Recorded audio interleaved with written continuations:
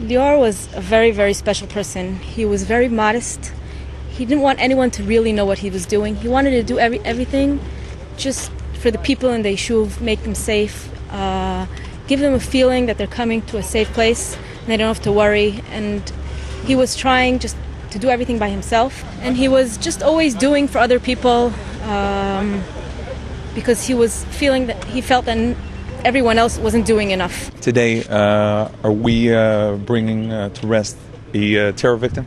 Yes, no doubt about it. This is terror. The terror has a lot of shapes and a lot of weapons. Sometimes it's a stone, and sometimes it's a knife, and sometimes it's a rifle, and this time it was a car. But this is the same terror that the Arab terror that is trying to evacuate us from our land for 100 years. Lior Farhi died in the defense of the whole country, trying to prevent hostile population to get to the metropolitan centers of Israel.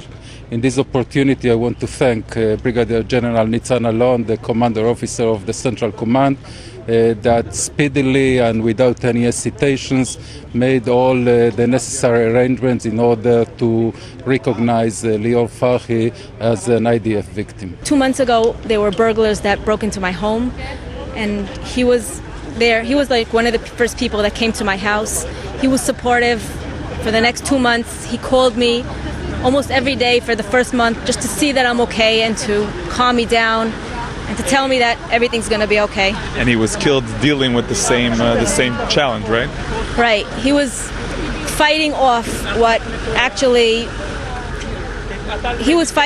happened to me, basically. All these Shabachim that are trying to come into Israel, even though we don't really know who broke into my home, but most of the burglars are usually Palestinians or Israeli Arabs.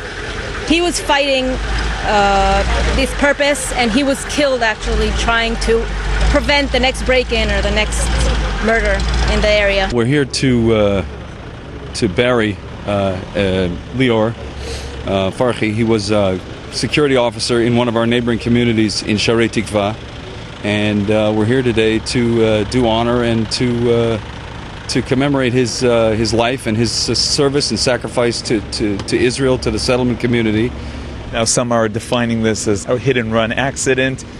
For you, he fell in battle, in action? Absolutely. I mean, he put his life in danger, as we all do every single day, protecting his community. And he was absolutely struck down in the line of duty by Arab terrorists who just happened to use a vehicle instead of a bomb or a gun. So tell us about this phenomenon that you're dealing with of the infiltrators.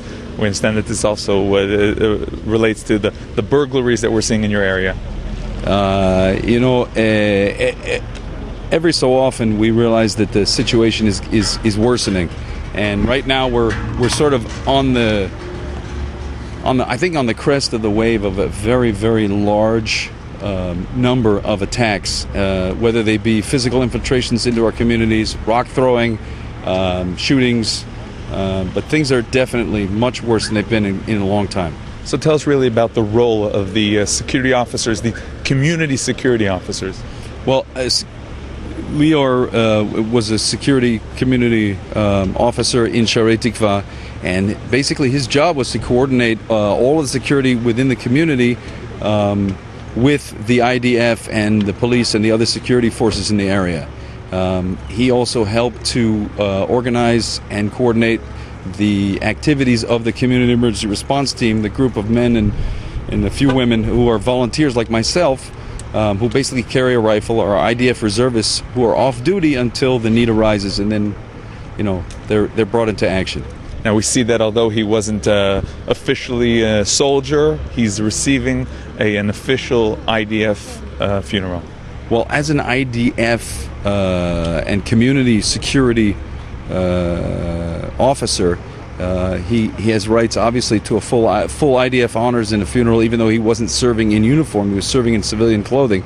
But he's definitely part of the IDF's efforts in our area to contain, to control, and to deal with security issues.